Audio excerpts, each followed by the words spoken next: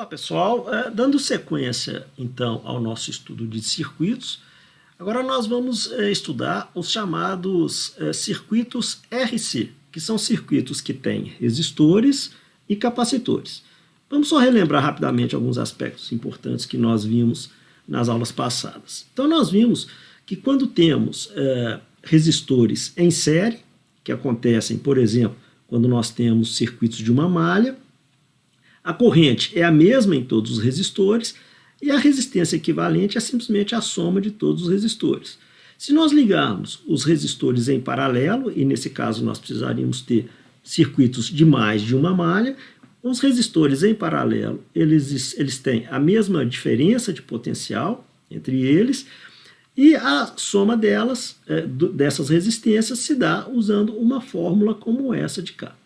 Nós vimos, quando estudamos a capacitância, relações que são semelhantes a essas. Por exemplo, quando nós tínhamos vários capacitores ligados em série, nós tínhamos que todos eles tinham a mesma carga e eles se somavam com uma relação semelhante a essa daqui dos resistores em paralelo.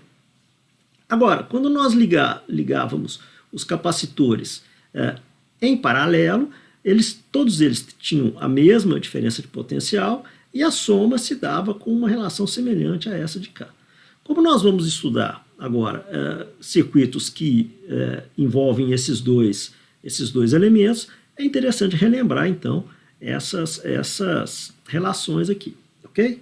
Bem, quando nós começamos a estudar a corrente, eu coloquei essa pequena animação aqui para mostrar como é que uma corrente ela carrega um capacitor, ok? Então nós podemos observar por essa pequena animação que quando um capacitor é ligado a uma fonte, essa fonte ela vai redistribuir as cargas no nosso circuito de maneira a carregar o capacitor. Agora, à medida que o capacitor vai sendo carregado, essa diferença de potencial entre as placas do capacitor vai diminuindo e a curva, o gráfico da carga pelo tempo vai formando uma curva que não é necessariamente uma reta, ok? Nós vamos ver a forma matemática dessa curva quando nós calcularmos qual que é a equação que nos dá a carga em função do tempo quando o capacitor está sendo carregado. Para que a gente possa então estudar um circuito RC, nós vamos usar um circuito como esse aqui.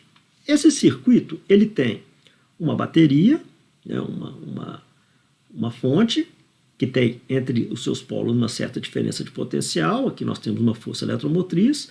Aqui nós temos uma chave que possibilita a ligação em A ou em B.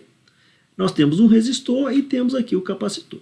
Então a ideia é que inicialmente essa chave S ela está desligada e o capacitor totalmente descarregado. Nesse caso, nenhuma corrente está rodando nesse sistema.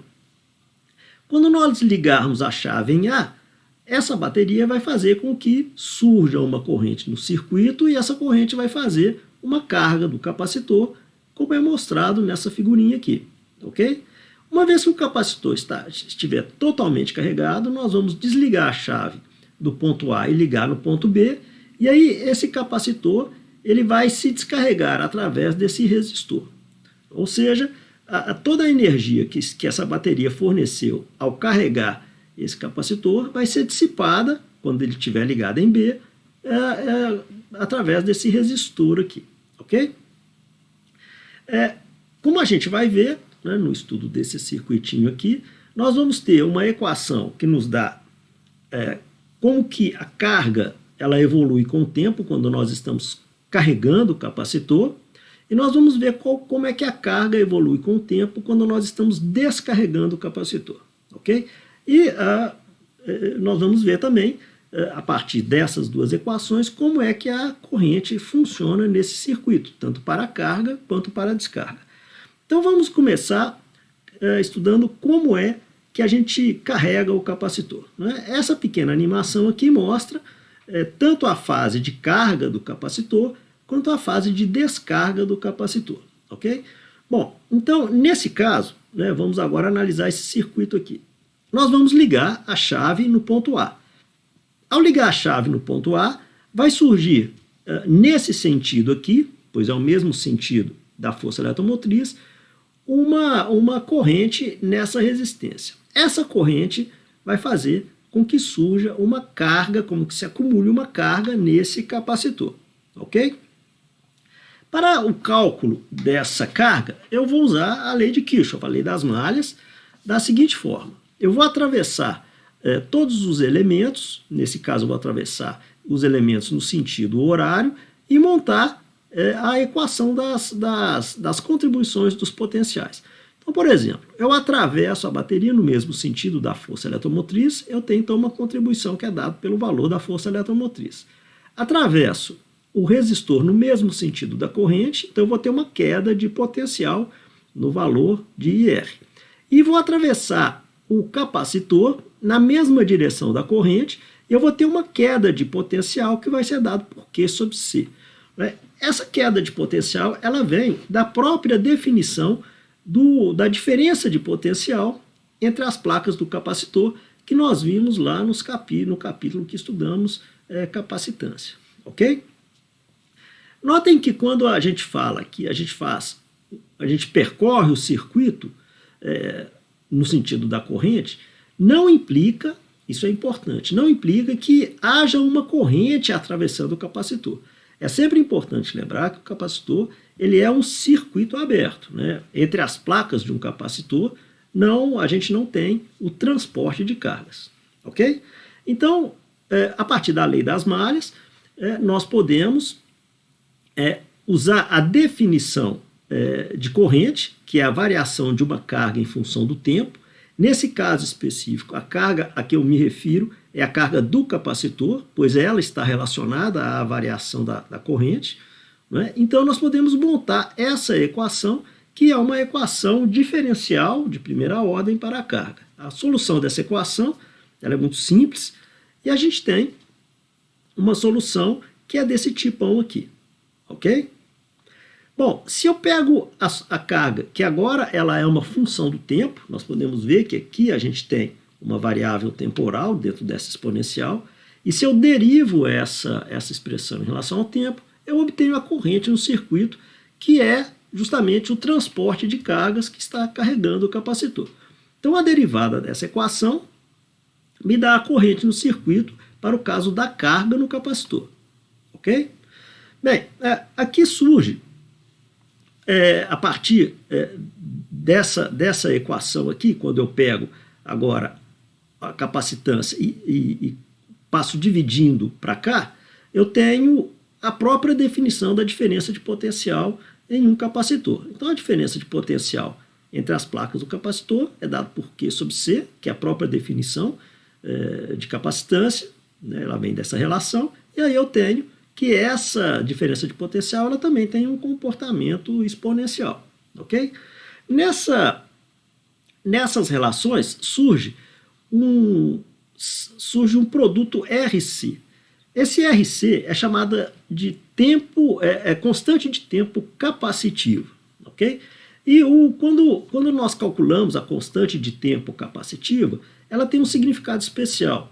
Ela significa o tempo necessário para você calcular em torno de 60%, para você obter 60% da carga total do capacitor. Então, para um dado circuito RC, no qual eu conheço a resistência e conheço a capacitância, a constante de tempo me dá o tempo necessário para preencher em torno de 60% da carga do capacitor. Ok? Bem, essas duas relações, elas nos permitem desenhar um gráfico que nos dá uma visualização do que acontece no tempo com essas grandezas físicas, que são a carga e a corrente. Então, à medida que o tempo passa, né, a carga ela vai se aproximando assintoticamente do valor máximo da carga do capacitor.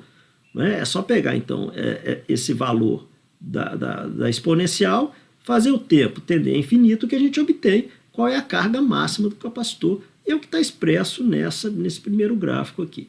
Okay? Com relação à corrente, né, a coisa acontece da mesma forma. Né? Se você pega essa expressão e deriva, você tem então a corrente, ela tem uma queda exponencial e vai chegar um certo momento que a corrente ela vai tender a zero. Né? E essa corrente ela vai chegar a zero quando o capacitor estiver totalmente carregado. Ok? Essa curvinha que a gente já tinha observado anteriormente, ela é simplesmente essa expressão matemática aqui. Okay? A gente percebe que isso não é uma reta. Ok? Bem, agora que o nosso capacitor está totalmente carregado, nós temos então uma certa carga aqui, nós vamos pegar a chave S e ligar em B. Quando nós ligarmos essa chave em B, duas coisas vão aparecer. Primeiro, que a nossa bateria ela cai fora do nosso circuito, ela já não tem mais nenhuma influência no circuito. E o capacitor vai começar a se descarregar pelo resistor através de uma corrente desse tipo aqui, até que ele se descarregue totalmente. Ok? Então, da mesma forma que nós fizemos anteriormente, nós vamos usar a lei das malhas e calcular, então, qual é a variação dos potenciais e montar uma equação diferencial, né, sabendo que a variação da carga com o tempo é a corrente. Então, veja bem, nesse caso aqui, eu percorri o circuito da mesma forma que eu percorri anteriormente, no sentido horário. Então, eu atravessei o resistor no sentido contrário da corrente, então eu tive uma contribuição do potencial, houve um aumento do potencial, e depois eu percorri o capacitor também no sentido contrário da corrente, então eu tive um aumento no potencial aqui. Ok? A resolução dessa equação diferencial me dá a equação de descarga do capacitor, então eu tenho a carga como função do tempo, e a derivada dela me dá a corrente no meu circuito quando ele também está sendo descarregado. Ok? Nas duas equações a gente percebe que num tempo suficientemente grande, tanto a carga no capacitor quanto a corrente elas vão tender a zero. E é isso que a gente pode observar nesses dois gráficos aqui. Então, nesse gráfico aqui eu tenho a carga no capacitor e nesse outro gráfico eu tenho a corrente no meu circuito. Então, a carga, à medida que o tempo passa, ela vai tender a zero e a corrente, à medida que o tempo passa, também vai tender a zero. Ok? Bem, com isso a gente pode aumentar um pouquinho mais a nossa regrinha do uso das leis das malhas. Então nós já tínhamos visto, né, como que a gente faz para lidar com os potenciais, tanto da bateria quanto do resistor, quando a gente aplica a lei de Kirchhoff das malhas, e agora a gente coloca mais duas regrinhas, que são quando nós estamos atravessando um capacitor. Então, se tiver no mesmo sentido da corrente, eu tenho uma contribuição negativa no capacitor. Se estiver no sentido contrário da corrente, uma contribuição positiva do capacitor. Ok? Bem, então para fazer uma aplicação disso que nós vimos aqui, vamos resolver esse probleminha aqui, é um probleminha muito, muito simples, mas é a aplicação disso que nós vimos. Então, nós temos um circuito RC em série, foi dado então o valor da força eletromotriz da bateria, foi dado então o valor de uma resistência e o valor de um capacitor. Então ele pede que para calcular a constante de tempo, né, ou seja, qual é o tempo necessário para que o capacitor atinja por volta de 63% de sua carga, né, qual é a carga máxima que o capacitor é capaz de acumular e quanto tempo é necessário para que a carga atinja esse valor aqui, que possivelmente não é o valor máximo. É um probleminha muito simples, basicamente são aplicações de fórmulas, dessas fórmulas que nós vimos. Então, para calcular a constante de tempo, basta multiplicar o R pelo C, lembrando sempre de colocar tudo nas mesmas unidades do sistema internacional. Né? Então, se nós temos aqui o resistor está em mega ohm, você tem que colocar em ohm. Né? Se você está em microfarad, você tem que colocar em farad. Então, fazendo esses cálculos aqui, nós temos que a constante de tempo capacitiva é em torno de 2,56 segundos. Ok? Bom, aí ele pergunta qual que é a carga máxima do capacitor. Bem, a relação que nos dá a carga em função do tempo, à medida que o capacitor está sendo carregado, é essa expressão aqui. Bom, a carga máxima acontece quando esse tempo aqui tende a infinito, né? Ou seja, o que nos sobra de fato é só o C vezes a diferença de potencial da bateria. Então, fazendo esse cálculo aqui, né, muito simples também, eu tenho que a carga máxima é de 19,8 microcoulomb, ok? Nesse gráfico aqui, a gente pode perceber, né, que a carga máxima ela é, de fato, um valor assintótico. Né? Então, à medida que o tempo vai tender a infinito, ele vai se aproximando cada vez mais da carga máxima do capacitor. Bom, na letra C, então, ele pede o tempo necessário para que ele atinja uma carga de 15,5 microcoulomb. Então, de fato, é só usar a mesma relação anterior, né, para a carga. Eu tenho, então, só mesmo que explicitar o valor do tempo, então eu parto dessa expressão e faço uma pequena manipulação muito simples, não tem nada de muito complicado, e chego então que o tempo é em torno de 1,9 segundos.